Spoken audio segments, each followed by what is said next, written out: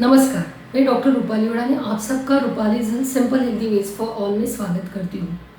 ओम जयंती मंगला काली भद्रकाली कपालिनी दुर्गा क्षमा शिवा धात्री स्वाहा स्वधा नमोस्तुते।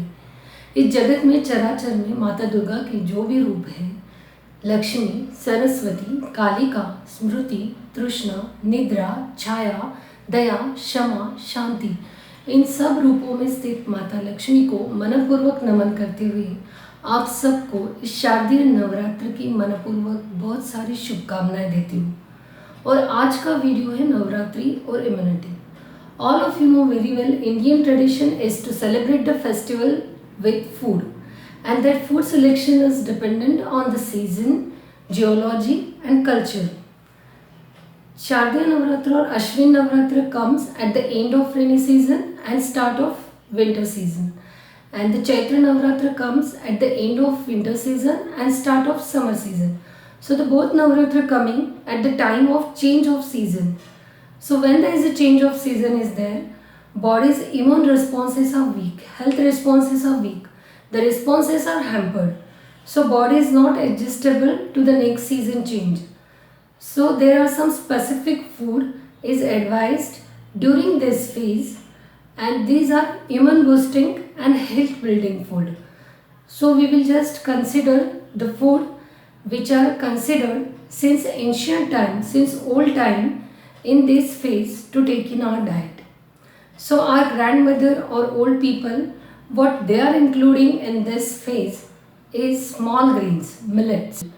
Because wheat is having slow digestion, it has a slow metabolic rate. And so wheat is eliminated from this fasting, and small grains like barnyard millet or bagar, amaranth or buckwheat, that is kuttu, some tuber like root vegetable, sweet potato, pumpkin and curd and peanut and jaggery. These are the simple food they have been included in this fasting.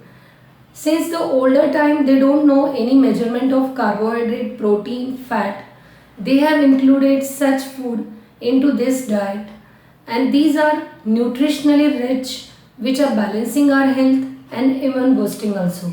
So we will just consider them in a short. The first is barnyard millet or bagar. It is superior to wheat and rice, so we can make rotis also from this, and we can cook it as rice. It is a rich source of fiber, minerals, vitamins and antioxidant rich. It is fiber rich, it is gluten free.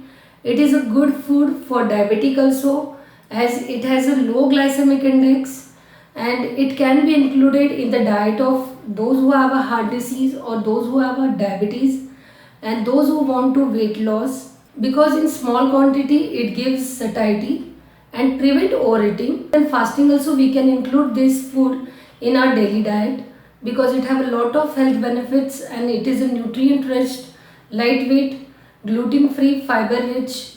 The second is amaranth, that is rajgira. Roasted amaranth with milk and jaggery is the good source of energy. It is rich with lot of minerals like calcium, folate, magnesium, phosphorus. It is a good source of antioxidant also. Especially during this fasting period, it is a good food to take, which removes our fatigue and weakness and boosts our energy. So the next one is buckwheat, that is kuttu. It is enriched with fibers. It is a good source of phosphorus, magnesium and other minerals and vitamins. Gluten free, light grain, and it is also good food for the digestion. It improves our digestion and makes our digestive system healthy. Then next is singada. It is a seasonal water chestnut. It is a rich source of phosphorus, potassium, and it contains good amount of folate. It can be included in the pregnant woman's diet to prevent anemia. It is good to those who have a blood pressure disorder. It is a powerful antioxidant source. It has an anti-inflammatory property. The next is sweet potato. It is a nutritionally rich root vegetable. It has an orange and pink peel, which is a rich source of beta carotene. Removes harmful radical from the body and fight to the bacteria. So it is immune boosting. It is a mineral rich. It is a fiber rich. It relieves the complaint of constipation. So it can be included in your daily diet, even though when we are not fasting. The next is pumpkin. Pumpkin is a rich source of magnesium, phosphorus and other important nutrients. It's full of nutrient, antioxidant rich.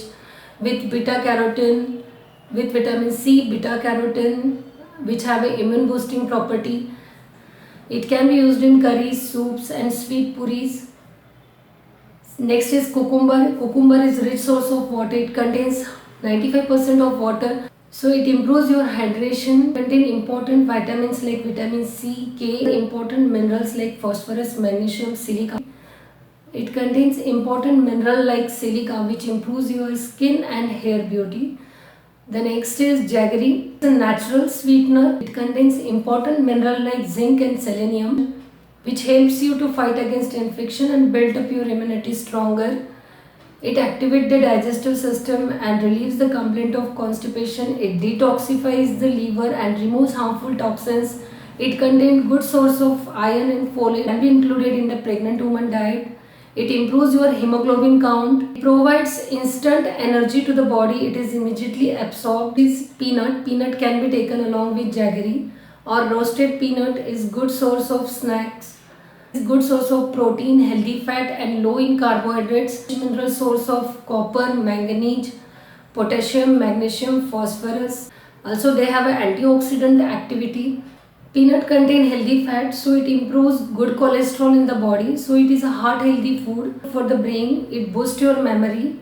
It is a good snacks for the diabetes, as it improves the metabolization of fat and carbohydrate. It regulates blood sugar level and also helps in calcium absorption. It is a good energy boosting food.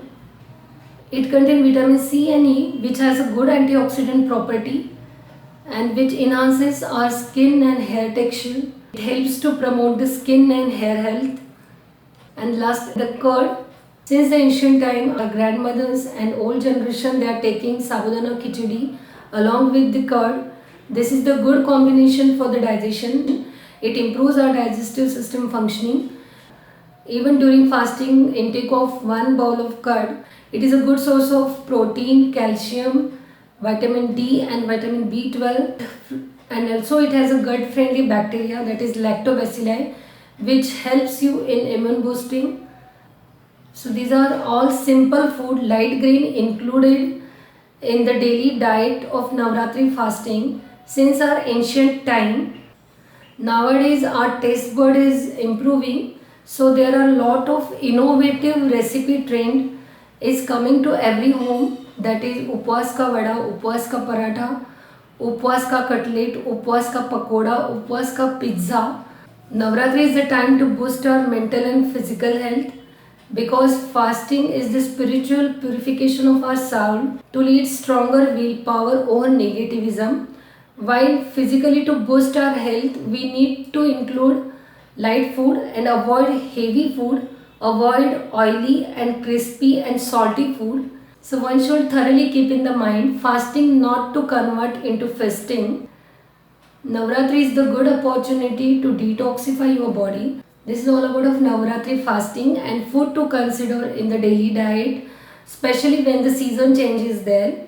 One can include this food. Even though you are not fasting, you can include this food in your diet and you can enjoy the benefit of this food and boost your health and boost your immunity.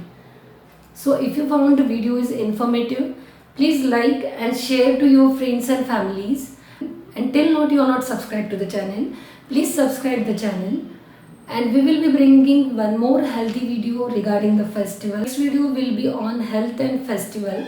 So please like, share and subscribe the video. And till then, bye. Thanks. Namaskar.